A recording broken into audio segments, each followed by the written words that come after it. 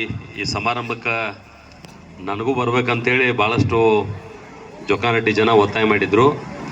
ನನಗೆ 1 ಗಂಟೆ ಹೇಳಿದ್ರು. ಆ್ಯಕ್ಚುಲಿ ನಮ್ಮ ಕಾರ್ಯಕ್ರಮ ಹಾಕುವಾಗ ಒಂದು ಸ್ವಲ್ಪ ವ್ಯತ್ಯಾಸ ಆಗಿ ನಾನು ಅವೆಲ್ಲ ಮುಗಿಸ್ಕೊಂಡು ಅನಿವಾರ್ಯ ಆಯ್ತು, ಅದನ್ನ ಬಿಟ್ಟು ಬರೋಕ್ಕೂ ಬರ್ದಂಗಿತ್ತು. ಶಾಲೆಗಳಿಗೆ ನಾವು ಕಂಪ್ಯೂಟ್ರು, ಡೆಸ್ಕು, ಫರ್ನಿಚರ್ ಎಲ್ಲ ವಿತರಣೆ ಮಾಡೋ ಸಮಾರಂಭ ಇತ್ತು. 5 ಸ್ಕೂಲ್ನಾಗಿತ್ತು. ನಾನು ಬೇರೆ ಯಾವುದೋ ಒಂದು ಕಂಪ್ನಿಯವ್ರನ್ನ ಹಿಡಿದು ಅಲ್ಲಿ ದುಡ್ಡು ತರಿಸಿದ್ದೆ. ಹೀಗಾಗಿ ಆ ಕಂಪ್ನಿಯವರು ಬಂದಿದ್ರು ಮತ್ತು ಅವ್ರು ನಮ್ಮ ಮಾತು ಕೇಳಿ ಒಂದು 20-30 ಲಕ್ಷ ರೂಪಾಯಿ ದುಡ್ಡು ಕೊಡ್ತನ್ಯಾಗ ನಾನು ನಡು ಬಿಟ್ಟು ಬರೋದು ಸರಿ ಅನಿಸೋದಿಲ್ಲ ಅಂಥೇಳಿ ಅವೆಲ್ಲ ಮುಗಿಸ್ಕೊಂಡು ಬರೋಕೆ ತಡ ಆಗೈತಿ. ಅದಕ್ಕೆ ನಿಮ್ಮೆಲ್ಲರ ಕ್ಷಮೆಯನ್ನು ಕೇಳ್ತೇನೆ. ನಾನು ಮೊದಲು ಪ್ರಾರಂಭ ಬಹುಶಃ ಭಾಳಷ್ಟು ಸಂಗತಿಗಳನ್ನು ಭಾಳ ಸಮಯದಿಂದ ನೀವೆಲ್ಲ ಮಾತಾಡಿದ್ದೀರಿ ಅಂತ ನಾನು ಭಾವಿಸ್ತೇನೆ. ಇತ್ತೀಚೆಗೆ ಕಬ್ಬು ಬೆಳೆಗಾರರ ಹೋರಾಟ ಏನು ನಡೀತು, ಹೋರಾಟದಾಗೂ ನಾವೆಲ್ಲ ಒಟ್ಟಿಗೆ ಇದ್ದೀವಿ. ಅದಾದ್ಮೇಲೆ ನಮ್ಮ ಪಾತ್ರ ಏನೈತೆ ನಾವು ಮಾಡಿದ್ದೀವಿ, ಅವ್ರ ಪಾತ್ರ ಏನೈತೆ ಅವ್ರು ಮಾಡಿದಾರೆ. ಬರೀ ಇಷ್ಟಕೊಂಡು ನಿಂತಿಲ್ಲಿದ, ಯಾಕಂದ್ರೆ ಈ ವರ್ಷ ಹೋರಾಟ ಮಾಡಿದ್ದೀವಿ ಇದು ಮುಗಿತು ಅನ್ನುವಂಥದ್ದು ಇಲ್ಲಿದೆ. ಯಾವಾಗಿದ್ರು ಇದು ಪ್ರತಿ ವರ್ಷ ಇದು ನಾವು ಜಾರಿ ಇರಬೇಕಾಗೈತಿ, ಒಂದು ಸಂಘಟಿತ ಆಗಿ ಇರಬೇಕಾಗೈತಿ. ಯಾಕಂದ್ರೆ ನಮ್ಮ ಸಂಖ್ಯೆ ದೊಡ್ಡದೈತಿ, ನಾವು ಸಂಘಟಿತ ಆಗೋದು ಭಾಳ ಕಠಿಣ ಐತಿ. ನಮ್ಮನ್ನು ಲೌಟ್ ಹೊಡಿತಾರೆ. ಅವ್ರ ಸಂಖ್ಯೆ ಕಡಿಮೆ ಐತಿ, ಅವ್ರ ಲೌಟ್ ಕೂಡ್ತಾರೆ. ಇದು ಸಮಸ್ಯೆ ಐತಿ. ಹಿಂಗಾಗಿ ಅದನ್ನು ತಿಳ್ಕೊಂಡು ನಾವು ಮುಂದುವರಿಬೇಕಾಗಿದೆ.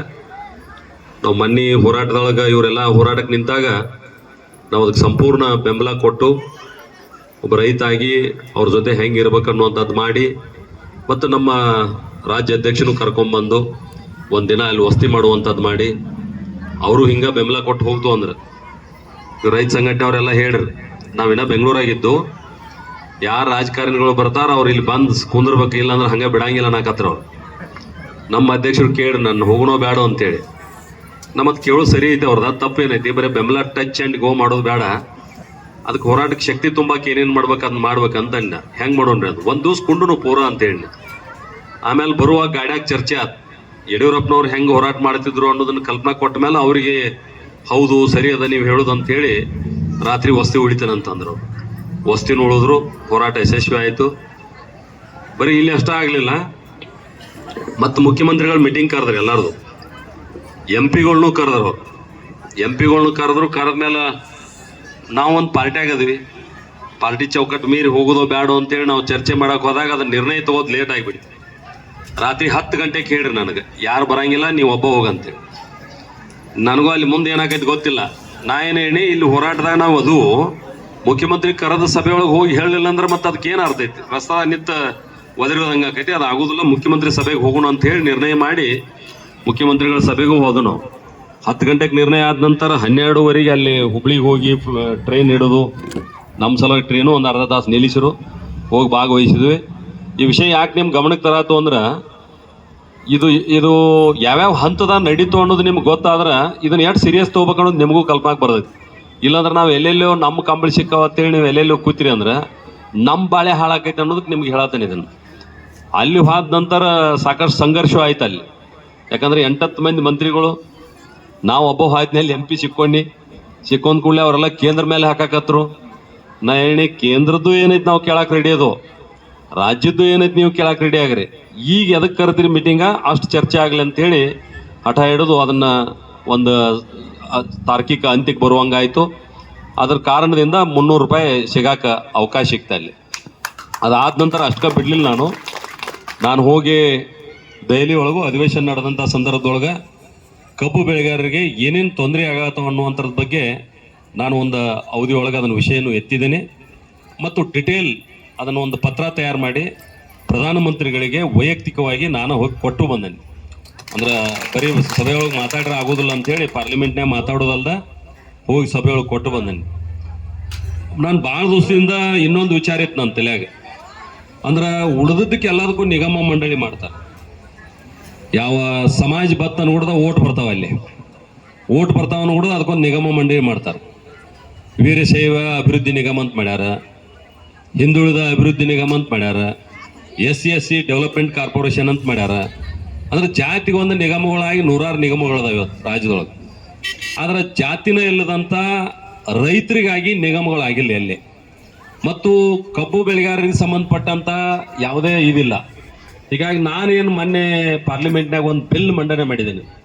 ಯಾವ ಥರ ಬಿಲ್ ಮಂಡನೆ ಮಾಡಿದ್ವು ಅಂತಂದ್ರೆ ಪ್ರೈವೇಟ್ ಮೆಂಬರ್ ಬಿಲ್ ಅಂತಾರೆ. ಅದಕ್ಕೆ ಅದ್ರ ಉಪಯೋಗ ತೊಗೊಂಡ ಇದನ್ನ ಹೆಂಗ್ ಮಾಡೋದು ಅಂತ ಹೇಳಿ ಕಬ್ಬು ಬೆಳೆಗಾರರ ನಿಗಮ ಮಾಡೋದಲ್ಲ, ಕಬ್ಬು ಬೆಳೆಗಾರರ ಅಭಿವೃದ್ಧಿ ದೃಷ್ಟಿಯಿಂದ ಒಂದು ಕಮಿಷನ್ ಆಗ್ಬೇಕಂದ್ರೆ ಆಯೋಗ ಆಗ್ಬೇಕನ್ನುವಂತ ಒಂದು ಬಿಲ್, ಪ್ರೈವೇಟ್ ಮೆಂಬರ್ ಬಿಲ್ ಮಂಡನೆ ಮಾಡಿದ್ದೀನಿ. ಸ್ಪೀಕರ್ ಅದನ್ನ ಎಕ್ಸೆಪ್ಟ್ ಮಾಡ್ಕೊಂಡಿದ್ದಾರೆ. ಆದ್ರೆ ಎಕ್ಸೆಪ್ಟ್ ಮಾಡ್ಕೊಂಡ್ ಕೂಡಲೇ ಅದಕ್ಕೆ ಬೇಕಾದಂತ ಎಲ್ಲ ಸವಲತ್ತು ಸಿಗ್ತಾವ ತಿಳ್ಕೊಬೇಡ್ರಿ. ಅದಕ್ಕೆ ಡಿಬೇಟಿಗೆ ಬರ್ಬೇಕಾಗೈತಿ, ಚರ್ಚೆಗೆ ಬರ್ಬೇಕಾಗೈತಿ. ಆ ಚರ್ಚೆಗೆ ಬಂದಾಗ ಎಲ್ಲಾ ಪಾರ್ಟಿ ಅವರು ಅದ್ರ ಬಗ್ಗೆ ಮಾತಾಡ್ತಾರೆ. ಇದು ಯಾಕೆ ಮಾಡ್ಬೇಕು, ಇದ್ರದ್ದು ಲಾಭ ಐತೋ ಏನೋ ಇಲ್ಲೋ ಅಂತೇಳಿ ಬ್ಯಾಡ್ ಅಂತ ಕೆಲವು ಮಂದಿ ಅಂತಾರ, ಮಾಡಂತಾರ. ಪರ ವಿರೋಧ ಎರಡು ಚರ್ಚೆ ಆಗ್ತಾವ. ನೀವ್ ಹೆಂಗ್ ಜಾತ್ರೆಗೆ ಹರದೇಶಿ ನಾಗೇಶಿ ಹಚ್ಚಿರ್ತಿರ್ಲ, ಬೇಕನ್ನೋರು ಬೇಕಂತಾರ, ಬ್ಯಾಡನ್ನೋರು ಬ್ಯಾಡ್ ಅಂತಾರ, ಅದು ಇರ್ತೈತೆ ಅದು.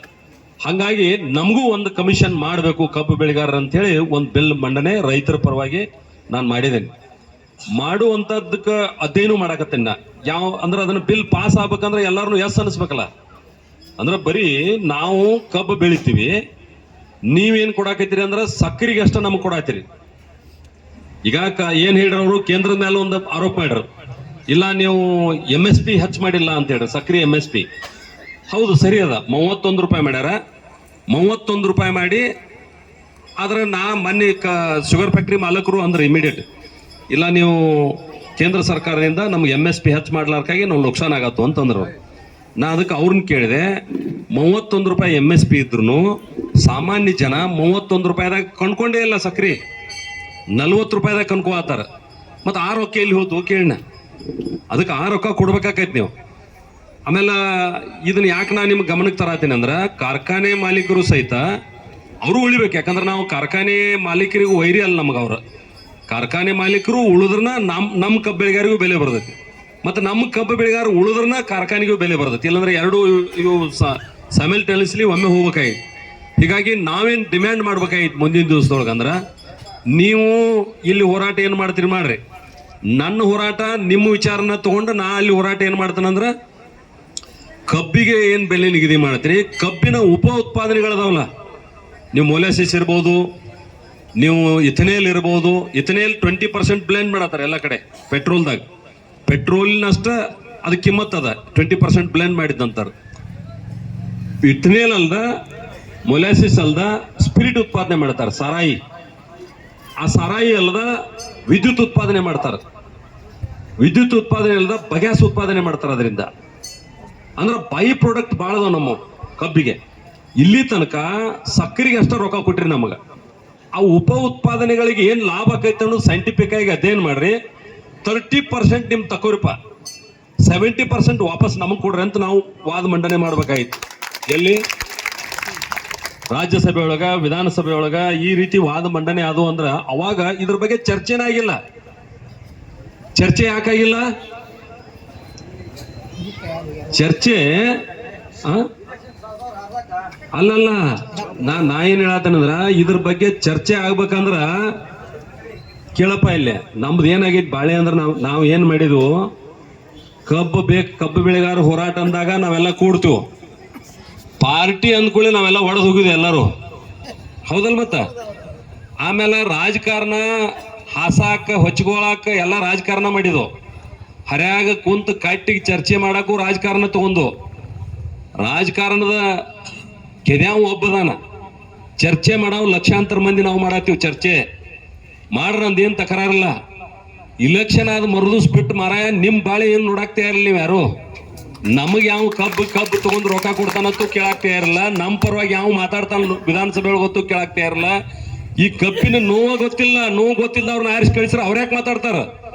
ಬೆಳಿಗ್ಗೆ ತಂಡ್ಯಾಗ ಎದ್ದು ನೀರ್ ಹಾಸಂಗ್ ಗೊತ್ತಾಕೈತಿ ನೋವು ಏನಂತೇಳಿ, ಬೆಳಿಗ್ಗೆ ಎದ್ದು ಪಡ ಕಡಿಯಂಗ್ ಗೊತ್ತಾಕೈತಿ ನೋವು ಏನಂತೇಳಿ ತಂಡ್ಯಾಗ ಹೋಗಿ. ಈ ತಂಡ್ಯಾಗ ಕಬ್ಬು ಕಡಿಲ್ದವ್ರು ಹೋಗಿ ಆ ಕಬ್ಬಿನ ಬಗ್ಗೆ ಮಾತಾಡಿದ್ರೆ ಅವ್ಯಾಕೆ ಮಾತಾಡ್ತಾನ? ಅವಂಗೇನಾದ್ರೂ ಜ್ಞಾನ ಇಲ್ಲ. ಅದಕ್ಕೆ ನಾ ಏನ್ ಹೇಳೋದು, ನಾವು ಆಯ್ಕೆ ಮಾಡುವಾಗ ಸಹಿತ ಯಾಕೆ ಅಲ್ಲಿ ಚರ್ಚೆ ಆಗಿಲ್ಲ ಅಂದ್ರ, ನಾನು ನಿಮ್ಮಂಗ ಅನ್ಯಾಪನ ಕೌಲಿ ಮೇಲೆ ನೀರ್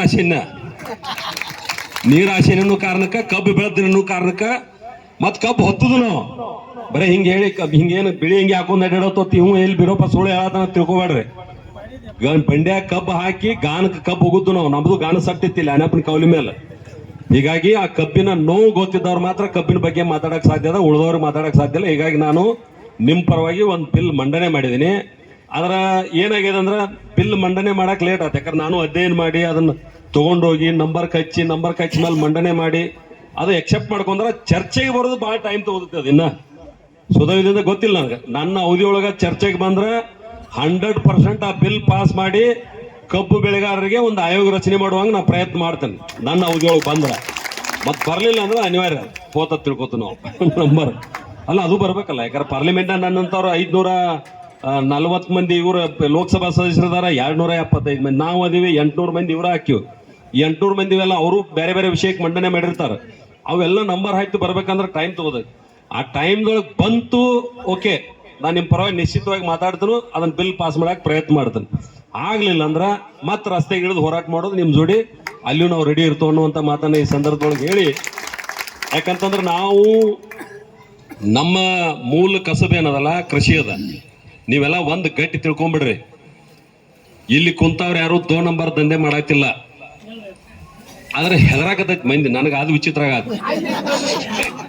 ಅಲ್ಲಲ್ಲ 2 ನಂಬರ್ ದಂಧೆ ಮಾಡೋರು ಹೆದರ್ವಾರ ಯಾಕ? ನೀವು 2 ನಂಬರ್ ದಂಧೆ ಮಾಡ್ದನೆ ಯಾರಿಗಾರಿ ಹೆದರಿ ನಿಮ್ಮ ಬದುಕು ಹಾಳಾಗತ್ತೆ ಅನ್ನೋದು ನೀವು ಅರ್ಥ ಮಾಡ್ಕೊಳ್ಳಿಲ್ಲ ಅಂದ್ರೆ ನಿಮ್ಮನ್ನ ದೇವ್ರು ಕಾಪಾಡಂಗಿಲ್ಲ.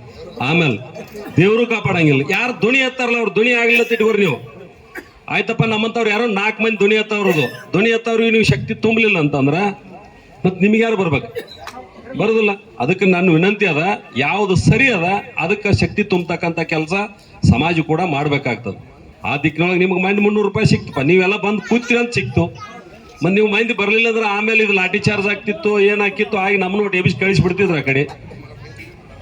ಆಮೇಲೆ ಇವರಿಂದಾನೆ ಹಿಂಗೆ ಆತತ್ ನೀವು ಅನ್ಕೋತ ಕುಂದ್ರವ್ರ. 100 ಕಡಿಮೆ ಆತಂದ್ರ ನನಗ ಗೊತ್ತದ. 150 ರೂಪಾಯಿ ಕೊಡ್ತು ಅಂದ್ರು, 100 ರೂಪಾಯಿ ಕೊಡ್ತು ಅಂದ್ರು, ಕೊನೆಗೆ 200 ರೂಪಾಯಿಗೆ ಮುಗಿಸ್ಬಿಡು ಅಂತ ನಾನು ಒತ್ತಾಯ ಮಾಡಿ ಚುನಾಪಗ. ನೀನ್ ನೆನಪೈತಿಲ್ಲ? ಆಮೇಲೆ ಬ್ಯಾಡ ಚುನಾಪ್ ಇದು ಯಾಕೋ ಮತ್ತೆ ಹಾದಿ ಬಿಡುವಂಗ ಅನ್ಸತಿ. ಈ 200 ಬರಲಿ, ಇನ್ನೊಂದು 100 ತಗೋಕ್ ಹೋಗಿ ಅದಿಲ್ಲರಿ ಹೊಳ್ಳಿ ಒದಿತ್ತಪ್ಪ ಮರ ಬಿಟ್ಬಿಡು ಅಂತ ಮಾತಾಡ್ಕೊಂಡು ನಾವು.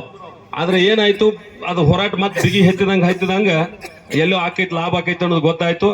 ಆ ಹಂತದಾಗ ನಾವು ಪ್ರಯತ್ನ ಮಾಡಿದ್ವಿ. ಅದು ಅವತ್ತು ನಿಮ್ಗೆ ಗೊತ್ತಿರಲಿ, ಹುಬ್ಳಿಗೆ 10 ಗಂಟೆಗೆ ನಿರ್ಣಯ ಆದಾಗ ಹುಬ್ಬಳ್ಳಿಗೆ 12 ಗಂಟೆಗೆ ಟ್ರೈನ್ ಬಿಡೋದದ.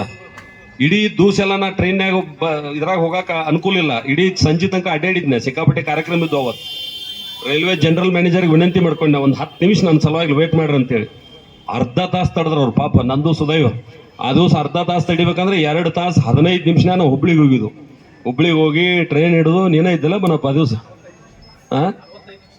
45 ನಿಮಿಷ ಟ್ರೈನ್ ನಿಲ್ಲಿಸಿ, ಟ್ರೈನ್ಯಾಗ ಹೋಗಿ ಬೆಳಿಗ್ಗೆ ಅಲ್ಲಿ ಹೋಗಿ ಅಟೆಂಡ್ ಆಗಿ ಅಲ್ಲಿ ಮುಖ್ಯಮಂತ್ರಿಗಳ ಜೊತೆ ವಾದ ಮಾಡಿ, ಪಾಪ ಮುಖ್ಯಮಂತ್ರಿಗಳಿಗೂ ನಾವು ಅಭಿನಂದನೆ ಹೇಳ್ಬೇಕಾಯ್ತು. ಪಾರ್ಟಿ ಯಾವುದೇ ಇರಲಿ, 8 ತಾಸು ನಮ್ಮ ಜೋಡಿ ಕಟಾಚುಟ್ಟು ಕುಂತ್ರ ಅವ್ರು. ಅಲ್ಲಿ 8 ತಾಸು ಕುಂತು ಫ್ಯಾಕ್ಟ್ರಿ ಅವ್ರಿಗೆಲ್ಲ ಒತ್ತಾಯ ಮಾಡಿ ಬಹಳಷ್ಟು ಡಿಸ್ಕಷನ್ ಆಯ್ತು. ಕೇಂದ್ರದ್ದು ಏನ್ ತಪ್ಪದ, ರಾಜ್ಯದ ಏನ್ ತಪ್ಪದ, ಅದೆಲ್ಲ ಡಿಸ್ಕಷನ್ ಆಗಿ ಅದಕ್ಕೆ ಏನೇನು ಉತ್ತರ ಕೊಡ್ಬೇಕು ನಾವು ಉತ್ತರ ಕೊಟ್ಟಿವಿ. ಅದೆಲ್ಲ ಆದ್ಮೇಲೆ ಒಂದು 300 ರೂಪಾಯಿ ಕೊಡುವಂತ ನಿರ್ಣಯಕ್ಕೆ ಅವತ್ತು ಬಂದ್ರು. ಮುಂದಿನ ದಿವಸದಾಗೂ ಸಹಿತ ಇದು ಅಂದ್ರೆ ನಿತ್ಯ ನಿರಂತರ ಇದು ಹೋರಾಟ ನಮ್ಗೆ ತಪ್ಪಿದ್ದಲ್ಲಿದೆ. ಆದ್ರಿಂದ ಯಾರೂ ಬರಲಿಲ್ಲ ಅಲ್ಲಿ. ಹೀಗಾಗಿ ನಾನು ವಿನಂತಿ ಮಾಡೋದು ಇಷ್ಟ, ಹೋರಾಟ ಮಾಡುವಾಗ ನಮಗೂ ಅಷ್ಟು ಸರಳ ಇರೋದಿಲ್ಲ, ಇದು ಬಹಳಷ್ಟು ಒತ್ತಡಗಳು ಇರ್ತಾವ. ಕೊನೆಗೆ ಎಲ್ಲಿ ಬಂತಂದ್ರ, ಕೊನೆಗೆ ಹೇಳಿದನ ಮುಖ್ಯಮಂತ್ರಿ ಬೇಜಾರಾಗಿ 50 ರೂಪಾಯಿ ನೀವು ಕೊಡ್ರಪ್ಪ, 250 ನಾವು ಕೊಡ್ತೀವಿ, 3300 ಮಾಡಿ ಮುಗಿಸೋಣ ಅಂತ ಫ್ಯಾಕ್ಟ್ರಿ ಅವ್ರಿಗೆ ಒತ್ತಾಯ ಮಾಡಿದಾಗ ಫ್ಯಾಕ್ಟ್ರಿ ಅವ್ರು ಯಾರು ಒಪ್ಪಲಿಲ್ಲ. ಕೊನೆಗೆ ಮುಖ್ಯಮಂತ್ರಿ ನನ್ನ ಕಡೆ ನೋಡಿ ಏನ್ ಹೇಳ್ರಿ ಅಂದ್ರೆ, ನೋಡಪ್ಪ ಎಲ್ಲ ಹಿಂಗಾಗ್ತಾ ಇದೆ, ನೀನ್ ಏನ್ ಮಾಡ್ತಿ, ಕೆಲವು ನಿಮ್ಮ ಪಾರ್ಟಿ ಅವರು ಒಪ್ಪೋರು ಅಂದ್ರ ಅವ್ರು. ನಾ ಹೇಳಿ ಇದಕ್ಕೆ ಈ ಕಬ್ಬು ಮಾಲಕರು ಏನಿದಾರಲ್ಲ, ಸಕ್ಕರೆ ಕಾರ್ಖಾನೆ ಮಾಲಕರ, ಇದು ನಮ್ಮ ಪಾರ್ಟಿ ನಿಮ್ಮ ಪಾರ್ಟಿ ಸಂಬಂಧ ಇಲ್ಲ. ಇದು ನಿಮ್ಮ ಮಕ್ಕಳಾಗೂ ಕೂತವ್ರು ಅದಾರ ಅಲ್ಲಿ, ಅವ್ರ ಮಕ್ಕಳಾಗೂ ಕೂತಿರೋ ಒಂದು ತೊಡೆ ಮಂದಿ, ನಿಮ್ಮ ಮಕ್ಕಳಾಗೂ ಕೂತಾರ, ನಮ್ಮ ಮಕ್ಕಳಾಗೂ ಕೂತಾರ. ಅವ್ರ ಫ್ಯಾಕ್ಟ್ರಿ ಮಾಲಕರ, ನಾವು ಕಬ್ಬು ಬೆಳೆಗಾರ ಅಥವಾ ನಾವು ಚುನಾಯಿತ ಪ್ರತಿನಿಧಿ ಅಂತ ಮಾತಾಡ್ಬೇಕು ಸರ್. ದಯವಿಟ್ಟು ನಮ್ಮ ಪಾರ್ಟಿ ನಿಮ್ಮ ಪಾರ್ಟಿ ಅನ್ಬೇಡ್ರತ್ತೆ, ವಿನಂತಿ ಮಾಡ್ಕೊಂಡು ಬಂದ್ ಮಾಡ್ರು. ಹಂಗಾರೆ ನೀವೇನು ಹೇಳ್ತಾರೆ ಹೇಳ್ರಿ ಅಂದ್ರೆ ನಾವು ಒಂದ ಕೇಳಿದೆ ಅವ್ರಿಗೆ. ಏನ್ ಕೇಳಿದೆ ಅಂದ್ರ 50 ರೂಪಾಯಿ ಹೇಳತ್ತಾರ ಮುಖ್ಯಮಂತ್ರಿ. 50 ರೂಪಾಯಿ ಕೊಡಾಕ ನಿಮ್ಗೆ ಆಗ್ತಾ ಇಲ್ಲ ಅಂದ್ರ, ಮೊನ್ನೆ 50 ರೂಪಾಯಿ ಅಂದ್ರೆ ಒಂದು ಟನ್ಗೆ 50 ರೂಪಾಯಿ ಅಂದ್ರೆ ಒಂದು 10 ಲಕ್ಷ ಟನ್ ಹೊಡೆದಾನ ತಿಳ್ಕೊರಿ ಯಾವ್ದೋ ಕಾರ್ಖಾನೆ ಮಾಲೀಕ. 5 ಕೋಟಿ ರೂಪಾಯಿ ಆಕೈತಿ. 50 ರೂಪಾಯಿ ಇಂಟು 10 ಲಕ್ಷ 5 ಕೋಟಿ ರೂಪಾಯಿ ಆಕೈತಿ. ಬ್ಯಾಡ ಅಂದ್ರು ಮನ್ ಡಿಸ್ ಬ್ಯಾಂಕ್ ಎಲೆಕ್ಷನ್ ನಿಂತಾಗ 5 ಕೋಟಿ ರೂಪಾಯಿ ಖರ್ಚು ಮಾಡ್ರಿ ಒಂದೊಂದು ಕ್ಯಾಂಡಿಡೇಟ್ ಆರಿಸ್ತಾರಕ. ಅಂದ್ರ ಅವ್ ಕಬ್ಬು ಕಡದಿಲ್ಲ, ನೀರು ಹಾಸಿಲ್ಲ, ಅವ್ ಮನ್ಯಾಗ ಮಲ್ಕೊಂಡ್ರು ಬಿಡುವಾರಿ ಒಯ್ತು ತುರುಕಿದ್ರಿ ಅವ್ನ ಕಿಶಾಗ, ತಗೋ ಹೋಟ್ ಹಾಕಂತೇಳಿ. ಮತ್ ಅದಕ್ಕೆ ಕೊಡಾಕ ರೊಕ್ಕ ಅದಾವು, ಇದಕ್ಕೆ ಯಾಕೆ ಕೊಡಾಕ ರೊಕ್ಕ ಇಲ್ಲ? ಇನ್ನ ತಂಡ್ಯಾಗ ಹೋಗಿ ನೀರು ಹಾಸ್ಯಾರು, ತಂಡ್ಯಾಗ ಹೋಗಿ ಗೊಬ್ಬರ ಹೋಗಿದ್ದಾರು, ಕಬ್ಬು ಕಡ್ದಾರು, ಅವ್ರಿಗೆ ಕೊಡಾಕ್ತಾ ಇರಲ್ಲ, ಇದನ್ನ ಯಾಕೆ ಕೊಡ್ತೀರಿ? ಮತ್ತ ಫ್ಯಾಕ್ಟ್ರಿ ಮಾಲಕರು ಒಂದೊಂದು ಎಲೆಕ್ಷನ್ಕ 100 ಕೋಟಿ ರೂಪಾಯಿ ಖರ್ಚು ಮಾಡಿದಿರಿ. ನಾನು ಕಣ್ಣಾರ ನೋಡಿದೀನಿ ಅಂತ ಹೇಳಿ, ಹೆಸರು ಹೇಳ್ತಾನೆ ಅಂತ ಹೇಳಿ, 100 ಕೋಟಿ ರೂಪಾಯಿ ಅಲ್ಲಿ ಖರ್ಚು ಮಾಡಕ್ ಬರ್ತೈತಿ, ರೈತರು ಕೊಡಕ್ ಆಗೋಲ್ಲ ಅಂತ ಜೋರ್ ಜಗಳ ತೆಗೆದ ಮೇಲೆ ಎಲ್ಲೋ ಹಂತಕ್ಕೆ ಬಂದು ಅದು ವಿಷಯ ಮುಗೀತು. ಇದನ್ನ ಯಾಕೆ ನಾವು ನಿಮ್ಗೆ ಗಮನಕ್ಕೆ ತರತ್ತು ಅಂದ್ರೆ, ಇಷ್ಟೆಲ್ಲ ಮಾತಾಡಿದ್ವು ಅಂದ್ರೆ ಇದು ನಿಮಗೇನು ಅನಿಸ್ಬೋದು, ಭಾಳ ನಮ್ಮ ಪರವಾಗಿ ಮಾತಾಡೋ ಅಂತ ಖುಷಿ ಅನಿಸ್ತದ. ಯಾರು ಮಾತಾಡಿಸ್ಕೊಂಡಾರಲ್ಲ ಅವ್ರು ಬಡಿಗೆ ಹಿಡ್ಕೊಂಡು ಕೂತಿರ್ತಾರೆ, ನಿಮ್ಗೆ ಯಾವಾಗ ಹೋಗಿ ನೀವು ಕಾಲಿಗೆ ಅಂತೇಳಿ. ಅದಕ್ಕೆ ಇವೆಲ್ಲ ವಿಷಯ ನೀವು ಗಮನಕ್ಕೆ ಇಟ್ಕೊಡ್ರಿ. ಹೋರಾಟ ಮಾಡೋರಿಗೆ ಅಷ್ಟು ಈಜಿ ಇಲ್ಲ, ಎಲ್ಲ ದೃಷ್ಟಿಯಿಂದ ಒತ್ತಡ ಇರ್ತಾವ. ಜನಶಕ್ತಿ ಮುಂದೆ ಯಾವ ಶಕ್ತಿನೂ ನಿಲ್ಲಕ್ಕೆ ಸಾಧ್ಯ ಇಲ್ಲ. ಜನ ವಾಸ್ತವ ಸಂಗತಿ ಅರ್ಥ ಮಾಡ್ಕೋಬೇಕು ಅಷ್ಟ. ನೀವು ವಾಸ್ತವ ಅರ್ಥ ಮಾಡ್ಕೊಲಾರ್ದ ಸ್ವಾರ್ಥಕ್ಕೆ ಬಿದ್ದು ಹೊತ್ತಿಟ್ಕೋರಿ. ಭಾಳಷ್ಟು ಜನ ಸ್ವಾರ್ಥಕ್ಕೆ ಬೀಳ್ತು. ನಾವು ನಂದಟ್ಟು ಸುದ್ದ ಆದ್ರೆ ಸಾಕು ತಗೋಪ ಎಲ್ಲಿ ಗುದ್ದಾಡವ ಅಂತೇಳಿ ನಮ್ಮ ದಟ್ಟ ಸುದ್ದ ಮಾಡಕ್ಕೆ ನಾವು ಕೂತು ಅಂತಂದ್ರೆ ನಮ್ಮ ತಲೆ ಮೇಲೆ ಮೆಣಸು ಹರಿತಾರೆ. ಇಷ್ಟು ನೆನ್ಪಿಟ್ಕೊಡ್ರಿ. ಇವತ್ತು ಒಳ್ಳೆ ಸಂದರ್ಭದೊಳಗೆ, ಜಾತ್ರೆ ಸಂದರ್ಭದೊಳಗೆ ನೀವು ಕೂಡಿದಿರಿ. ಮುಂದಿನ ದಿವಸದೊಳಗೆ ನನ್ನ ವಿನಂತಿ ಅದ, ಜಾತ್ರೆ ಜೋಡಿ ಈ ರೈತ ಉಳಿಬೇಕಾದ್ರೆ ಏನು ಮಾಡ್ಬೇಕು ಅನ್ನೋದ್ರ ಬಗ್ಗೆನೂ ಚರ್ಚೆ ಇಟ್ಕೊಡ್ರಿ. ಸರ್ಕಾರದ ಅನೇಕ ಯೋಜನೆಗಳಿದಾವೆ. ನಾನು ಕೇಂದ್ರ ಸರ್ಕಾರದ ಯೋಜನೆಗಳನ್ನ ನೋಡಿದಾಗ ನನಗೂ ಬೇಜಾರಾಗ್ತದೆ. ಬ್ಯಾಂಕರ್ಸ್ ಮೀಟಿಂಗ್ ನಾನು ಜಗಳ ತೆಗಿತಾನೆ, ಭಾಳಷ್ಟು ಬ್ಯಾಂಕರ್ನು ತರಾಟೆಗೆ ತೊಗೊಂಡೇನ. ಆದ್ರೆ ಅವೇರ್ನೆಸ್ ಬಂತಂದ್ರೆ ನಮ್ಮ ರೈತರಿಗೆ ಯಾವ ಯೋಜನೆ ಅದಾವ, ರೈತರಿಗೆ ಸಂಬಂಧಪಟ್ಟಂಥದ್ದು, ಅದನ್ನ ಹೆಂಗೆ ನಾವು ಲಾಭ ಮಾಡ್ಕೋಬೇಕು, ಎಲ್ಲರಿಗೂ ಸಿಗ್ತೈತೆ ಅಂತ ಹೇಳುದಿಲ್ಲ. ಊರಾಗ ಒಂದು 10 ಮಂದಿಗಾರ ಯೋಜನೆ ಸಿಕ್ತಂದ್ರೆ ಒಂದು 10 ಮಂದಿ ಉದ್ಧಾರ ಆದ್ರೆ ಮುಂದಿನ ವರ್ಷ ಮತ್ತೊಂದು 10 ಮಂದಿ ತಯಾರಾಗ್ತಾರೆ. ಆ ದೃಷ್ಟಿಯಿಂದ ಯೋಜನೆಗಳು ಯಾವುವು, ಅದರ ಲಾಭ ಹೆಂಗೆ ತಗೋಬೇಕು, ಸರ್ಕಾರದ ಸ್ಕೀಮ್ ಹೆಂಗೆ ನಾವು ಉಪಯೋಗ ಮಾಡ್ಕೋಬೇಕು ಅನ್ನುವಂಥದ್ದು, ಮತ್ತು ನಾವು ಏನು ಬೆಳೆಯತ್ತಲ್ಲ, ಗೊಂಜಾಳ ಬೆಳೆಯತ್ತು, ಕಬ್ಬು ಬೆಳೆಯತ್ತು. ಇತ್ತೀಚೆಗೆ ನಮ್ಮ ಬಾಳಪ್ಪ ಬೆಳಕೂಡವ್ರು, ನಮ್ಮ ಸಂಬಂಧಿಕರವ್ರು, 1 ಎಕರೆಗೆ 130 ಟನ್ ಕಬ್ಬು ತೆಗೆದ್ರವ್ರು. ನಾವು 30-40 ಟನ್ ತೆಗಿಯಾಕ ಒದ್ದಾಡತ್ತು. ಆದ್ರೆ ಗಾಡಿ ಮಾಡ್ಕೊಂಡು ಯಾರ್ಯಾರು ರಾಜಕೀಯ ಮಾಡಕ್ ಬಾ ಅಂದ್ರೆ ಮುಗಿದು ಹೋತು. ಗಾಡಿ ಕೊಟ್ರೆ ನಡಿ ಅಲ್ಲೇ ಹೋಗಿ ಸಂಚಾಕ ಕುಣ್ದಾಡಿ ಬರ್ತು. ಅದನ್ನ ಬಂದ್ ಮಾಡ್ರಿ. ನಮ್ಮ ಹೊಲ್ದಾಗ 130 ಟನ್ ಕಬ್ಬು ಹೆಂಗ್ ಬೆಳೆಯೋದು ಅನ್ನೋದ್ರ ಯೋಚನೆ ನೀವು ಚಾಲೂ ಮಾಡ್ರಿ ಅಂದ್ರೆ ಅದಕ್ಕೆ ಸಂಬಂಧಪಟ್ಟಂತ ಚರ್ಚೆ ಮಾಡ್ಬೇಕಂದ್ರೆ ಅಧಿಕಾರಿಗಳನ್ನೂ ಕರ್ಕೊಂಬರಕ್ ಹಿಡಿಯೋದನ್ನ. ಯಾರ್ಯಾರು ನೀವೆಲ್ಲಿ ಚರ್ಚೆಗೋಷ್ಠಿ ಹಿಂಗೆ ಇಡ್ತಿರ್ಲ, ಇಟ್ಟಾಗ ಹೆಂಗ್ ಕಬ್ಬು ಹೆಚ್ಚು ಬೆಳಿಬೇಕು, ಹೆಂಗ್ ಗೊಂಜಾಳ ಹೆಚ್ಚು ಬೆಳಿಬೇಕು, ಲಾಭ ಹೆಂಗ್ ತಗೋಬೇಕು, ಇದ್ರದ್ದು ಮಾರ್ಕೆಟಿಂಗ್ ಹೆಂಗ್ ಮಾಡ್ಕೋಬೇಕು ಅನ್ನುವಂಥದ್ದು ನೀವೇನ್ರ ಯೋಚನೆ ಮಾಡ್ರಿ ಅಂದ್ರೆ ಅದನ್ನ ವಿವರಣೆ ಕೊಡಕ್ಕೆ ಸಾಕಷ್ಟು ಅವಕಾಶಗಳಿದಾವೆ. ಅಧಿಕಾರಿಗಳನ್ನ ಕರ್ಕೊಂಬರ್ತು ಅದ್ರ ಉಪಯೋಗ ತೋರಿ ಅನ್ನುವಂಥ ಮಾತನ್ನ ಹೇಳಿ ರಾಜಕಾರಣ ಬದಿಗಿಡ್ರಿ. ನಿಮ್ಮ ವೈಯಕ್ತಿಕ ಬದುಕನ್ನ ಸರಿಯಾಗಿ ಇಟ್ಕೊಂಡು ಆರ್ಥಿಕವಾಗಿ ನೀವು ಸದೃಢ ಇದ್ರೆ ನಿಮ್ಮ ಮನೆ ಬಾಗಿಲಿಗೆ ಎಲ್ಲರೂ ಬರ್ತಾರ ಅನ್ನುವಂಥ ಮಾತನ್ನ ಈ ಸಂದರ್ಭದಲ್ಲಿ ಹೇಳಿ, ಸಾಕಷ್ಟು ಸಮಯ ಆಗಿರೋದ್ರಿಂದ ಏನು ಜಾಸ್ತಿ ಮಾತಾಡೋದಿಲ್ಲ. ಮತ್ತೆ ಯಾವಾಗಲೇ ಸಮಯ ಸಿಕ್ಕಾಗ ಮಾತಾಡೋಣ ಅನ್ನುವಂಥ ಮಾತನ್ನು ಹೇಳಿ ನಾವು ಬರೋ ತನಕ ತಾವೆಲ್ಲ ಅತ್ಯಂತ ಸಂಯಮದಿಂದ ನನ್ನ ಮಾತುಗಳನ್ನು ಕೂಡ ಕೇಳಿದಿರಿ. ನಿಮಗ ಮತ್ತು ವೇದಿಕೆ ಮೇಲಿದ್ದಂಥ ನಮ್ಮೆಲ್ಲ ರೈತ ಮುಖಂಡರಿಗೆ ನನ್ನ ಧನ್ಯವಾದಗಳನ್ನು ತಿಳಿಸಿ ನಾನು ಮಾತಿಗೆ ವಿರಾಮ ಹೇಳ್ತೇನೆ. ನಮಸ್ಕಾರ. ಧನ್ಯವಾದಗಳು ಈರಪ್ಪನ ಕಡಾಡಿಯವರಿಗೆ. ಈಗ ಅಲ್ಲಿ ಎಲ್ಲ ಮಹಾಪ್ರಸಾದ ಚಾಲು ಐತಿ. ಎಲ್ಲ